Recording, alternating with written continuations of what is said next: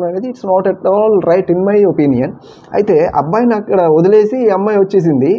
ఎప్పుడైతే కేరళ వచ్చేసిందో కేరళలో కంప్లైంట్ పెట్టకుండా వచ్చి ఎవరైతే అబ్బాయి యొక్క పేరెంట్స్ బాధ్యత ఎంతవరకు మ్యారేజ్ చేయడం వరకు, వాళ్ళ మంచి చెడులు చూడడం వరకే, అదంతా వాళ్ళు చేశారు, పంపించారు.